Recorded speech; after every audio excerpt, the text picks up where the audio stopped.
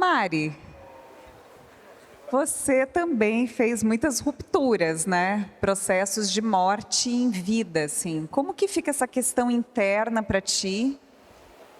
E como que foi esse decepcionar do outro, apesar de estar tão conectada consigo, assim? Porque sou sua amiga, sei muito bem do seu processo, assim, eu sei da busca que você faz interna, de coerência, de estar muito alinhada àquilo que você realmente acredita e tal, mas como que é esse gerenciamento do entorno e o gerenciamento do que está fora e do que está dentro também nesses momentos de ruptura? Como que é para ti? Puxado.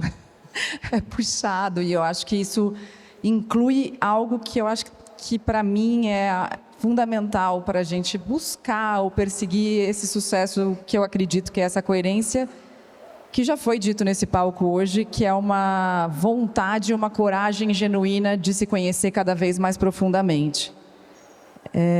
Eu fiquei pensando na sua pergunta, e eu acho essa pergunta tão profunda, porque primeiro eu preciso dizer que eu já fui viciada em agradar as pessoas.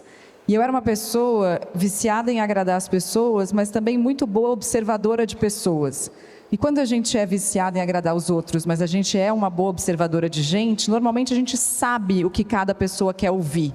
E a gente acaba falando só aquilo que a pessoa quer ouvir e acaba deixando de escutar a nossa própria voz.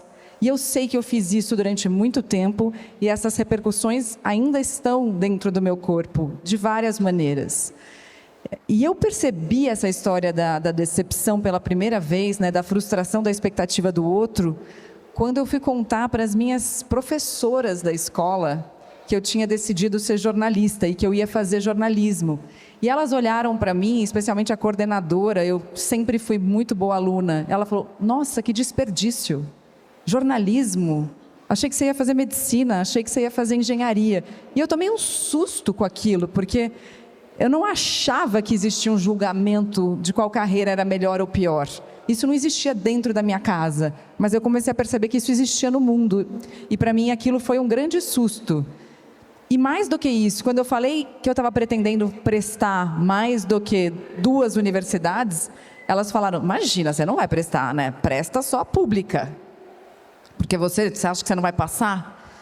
Então, eu entendi ali que havia uma expectativa grande, até pelo próprio desempenho, né? E o quanto, quando a gente desempenha, quanto mais a gente desempenha, mais cresce a expectativa dos outros a nosso respeito. E eu acho isso duríssimo, especialmente vendo as crianças, meus filhos hoje, né? O quanto é importante a gente bancar que a gente vai frustrar o outro. E o quanto é importante a gente bancar também que a gente vai se frustrar no processo e tolerar o nosso desconforto com a nossa própria frustração das nossas próprias expectativas. E eu acho que talvez aí more o segredo do sucesso também. O quanto a gente tolera ficar nesse desconforto. E aí, a história de quando depois, né? Eu estava pensando, claro que a gente pensa em sucesso em relação ao trabalho, muitas vezes, talvez seja a associação mais fácil, mas tem um sucesso também em relação ao que se espera da vida pessoal. E eu acabei o meu primeiro casamento quando eu estava... Assim, eu descobri que o meu primeiro casamento acabou quando eu estava 4 meses casada. E os presentes estavam no armário, né, muitos ainda embrulhados, e as fotos da festa ainda nem tinham chegado. E eu decidi que eu ia me separar. E ali eu entendi também que eu ia frustrar muitas expectativas. E foi difícil essa decisão, eu aguentei mais um pouco, eu separei quando a gente completou 9 meses de casados. E depois casei outra vez com o pai dos meus filhos e depois de 14 anos me separei de novo. E aí eu senti mais fortemente a frustração de expectativa do meu pai, até pela dissolução da família e o medo, né, dos avós. Poxa, o que vai acontecer com essa família? Mas eu sabia que aquilo também era uma verdade para mim naquele momento e que eu precisava sustentar inclusive o desconforto de tudo aquilo para proteger a minha família, eu e meus filhos naquele momento. Então,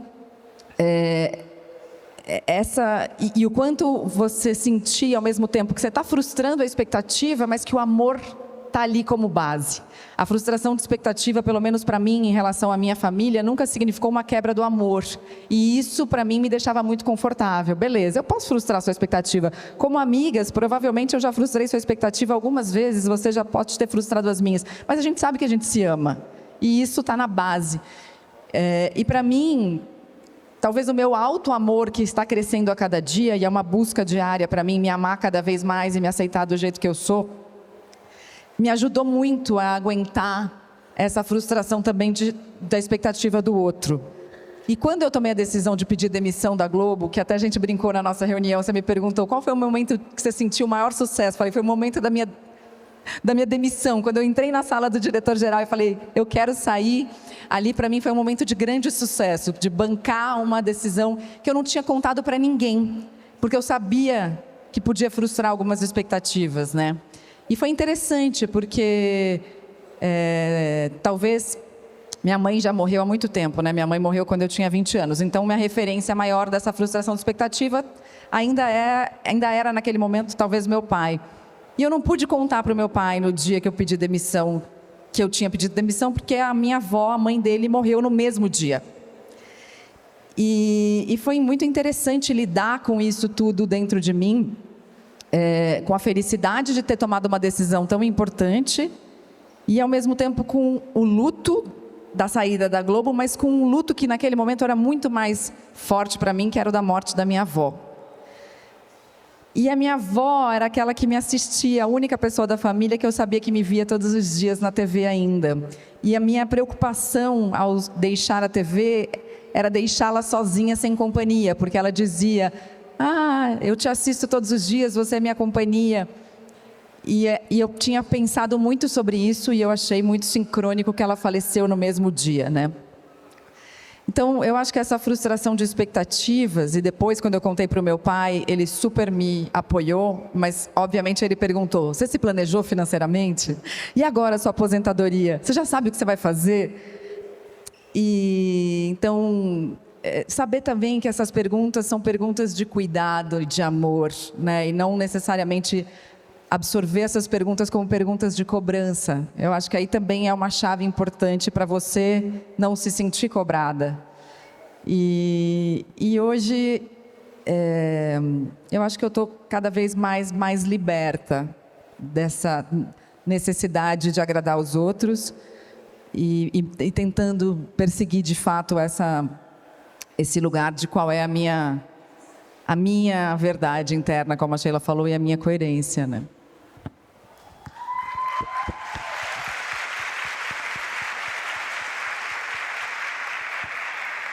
Se você gostou desse vídeo, não esqueça de deixar o seu like, se inscrever no canal e ativar as notificações.